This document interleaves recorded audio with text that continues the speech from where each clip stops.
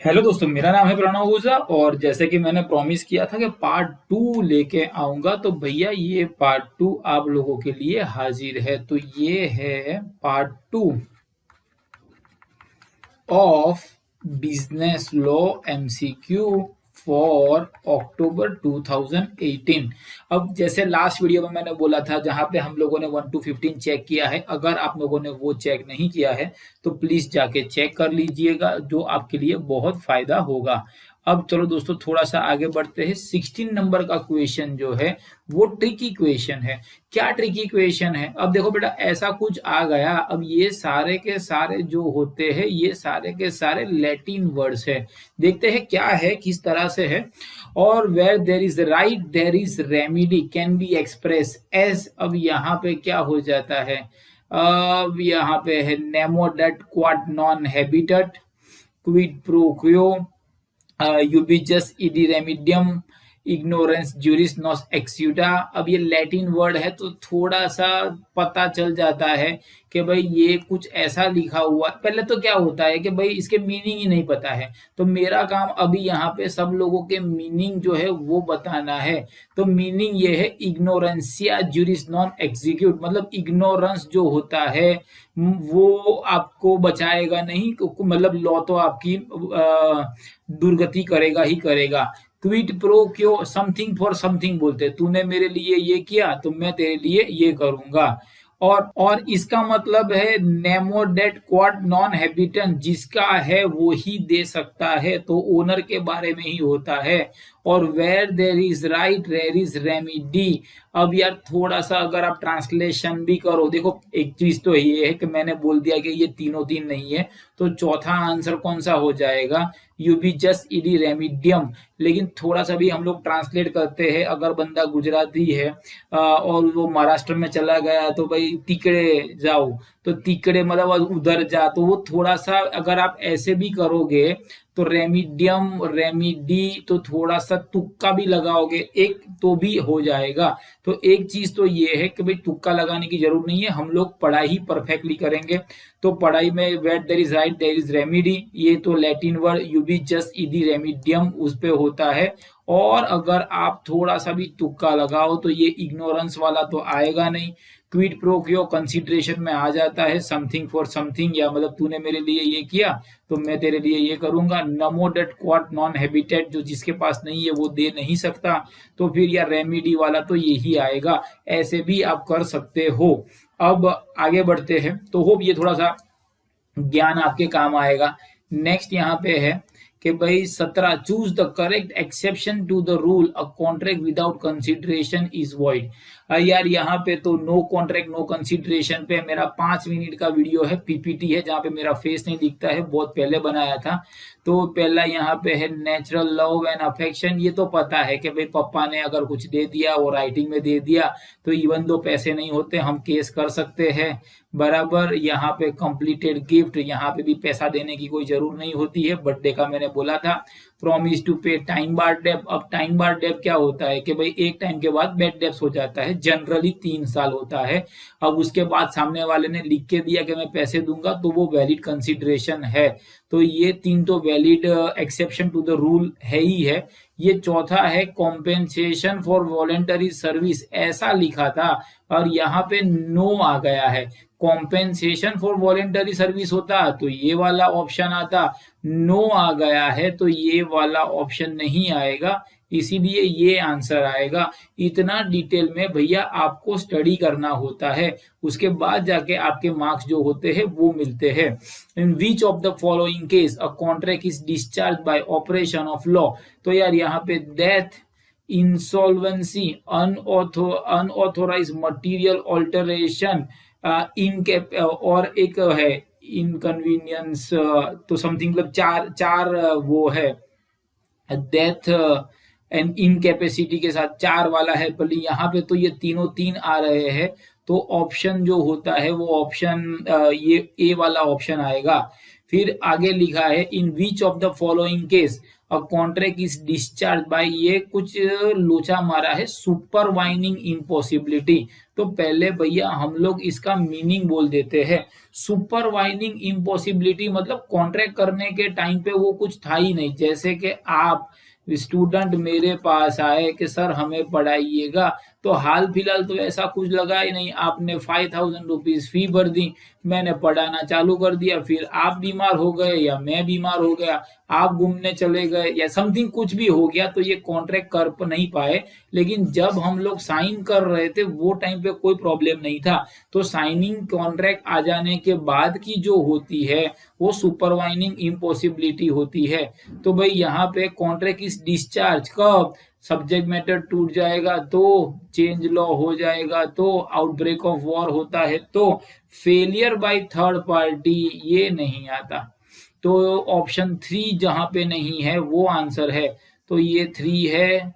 1 2 4 नहीं, 1 2 3 या 1 2 और 4 यही है, 1 2 और 4 ये चार मतलब ये नहीं है। तो इस तरह से ये देख लीजिएगा, कभी कभी ऐसे में थोड़ा कंफ्यूज हो जाते हैं भाई कौन सा आएगा कौन सा नहीं आएगा, तो थोड़ा सा दिमाग लगा के देख लीजिएगा। Damages which arose naturally and directly in the usual course of things such breach is known as, अब नॉर्मल कोर्स में नॉर्मल डैमेजेस आते हैं। हमने पहले बोला था कुछ करेगा तो सीन करेंगे, तो ये स्पेशल डैमेजेस होते हैं। चेक बैक के अंदर नॉमिनल डैमेजेस लेते हैं बिकॉज सीन हुआ था, और पनिश करने के लिए ये वाले डैमेजेस होते हैं। दोस्तों ऐसे सारे के सारे मीनिंग जो है वो आपको बकायदा पता होना चाहिए। उसके बाद next, in case of wrongful dishonour by cheque by banker, banker जानबूझ के रॉन्गफुल डिसऑनर हुआ है तो कोर्ट में अवॉइड, ऑर्डिनरी नहीं होता, स्पेशल नहीं होता। अब ये पनिश वाला रॉन्गफुल है तो पनिश करने के लिए तो ये वाली चीज आ जाएगी कि भाई सामने वाली पार्टी को पनिश किया है, नॉमिनल डैमेजेस भी नहीं आता है।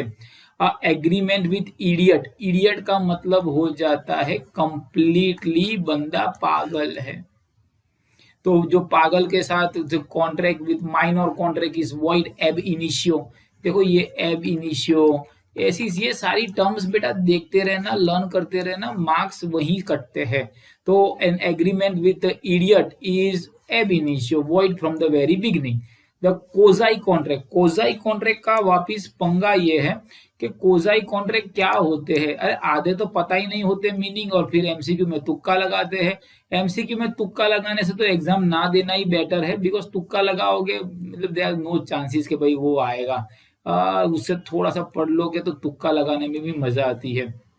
अगर आप बोलोगे तो एक वीडियो बना लूंगा कि एमसीक्यू में तुक्के कैसे लगाते हैं। यहाँ पे लिखा है a quasi contract rest on the principle of, quasi contract जो होता है that rest on the principle of, कौन से प्रिंसिपल पे ये रेस्ट करता है। तो कोजाई कॉन्ट्रैक्ट क्या होता है कि भाई चलो मान लो कि आपका एक्सीडेंट हो गया, मैं आपको जानता नहीं हूँ लेकिन फिर भी मैं आपको ले गया हॉस्पिटल, 5000 रुपए के दवाई दारू कराई। अब आपके पेरेंट्स से तो वो मैं लूंगा ही लूंगा। अब वो क्यों लूंगा, बिकॉज यार मेरा ये खर्चा हुआ है, तो भाई सामने तेरा खर्चा हुआ है इसीलिए हम तुझे देंगे। तो प्रिंसिपल ऑफ इक्विलिटी के लिए ये कोजाई कॉन्ट्रैक्ट होता है।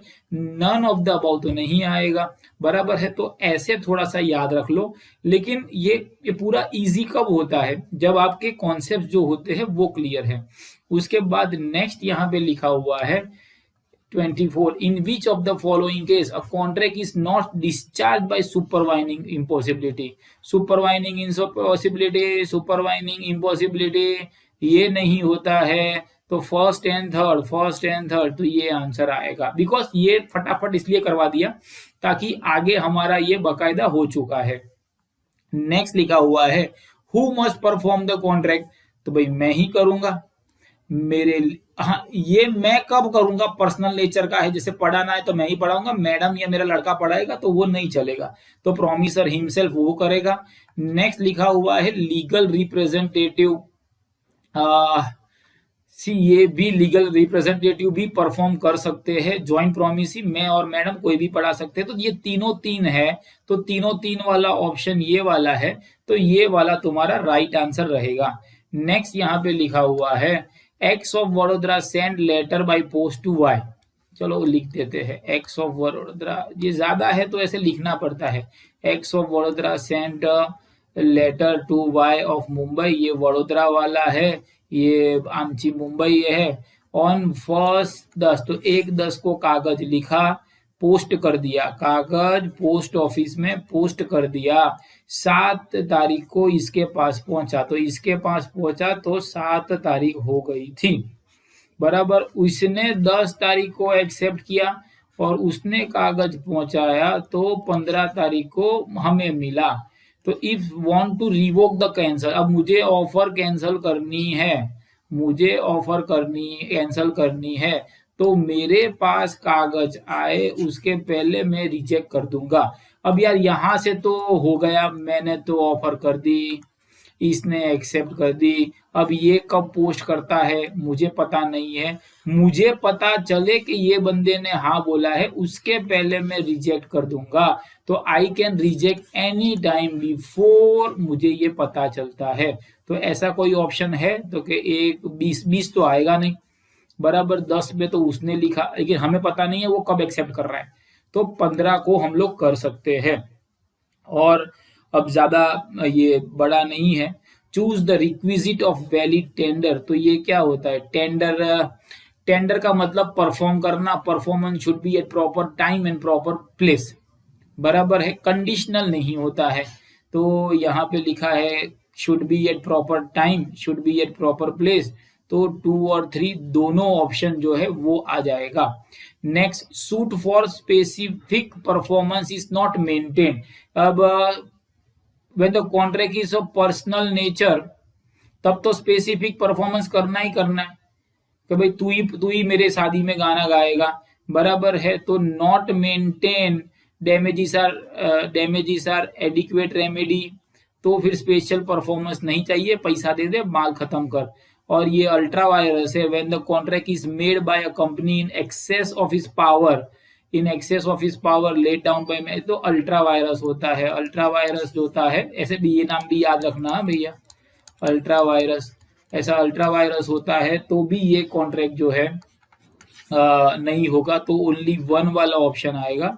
तो यही चीज है। नेक्स्ट, व्हेन अ गार्डियन और अ माइनर और a property has been guardian, तो फिर 21 होता है, वरना 18 होता है। 25 और 20 तो होता ही नहीं है, तो 21 18, गार्डियन है तो 18, गार्डियन है तो 21 वरना 18, ठीक है। A promise when accepted becomes a proposal, when accepted becomes a agreement, बराबर। A proposal when accepted becomes an agreement. Proposal when accepted becomes a promise नहीं होता, प्रपोजल किया तो ही ऑफर होता है, तो ये तो हुआ ही नहीं। पैसा देगा तब कॉन्ट्रैक्ट होगा, कॉन्ट्रैक्ट होगा तब कंसिडरेशन होगा, तो फिर ये यहीं पे आ जाता है। तो दोस्तों ये थोड़ा सा फटाफट से पूरा कर दिया, होप ये वीडियो आपको पसंद आया है। अगले कौन से टॉपिक का आपको ये वीडियो चाहिए तो प्लीज बोल देना। और अभी मैं लाइव आने वाला हूँ और बहुत जल्द एक दूसरी गुड न्यूज है। I wish you all the best, goodbye, God bless you and जय हिंद।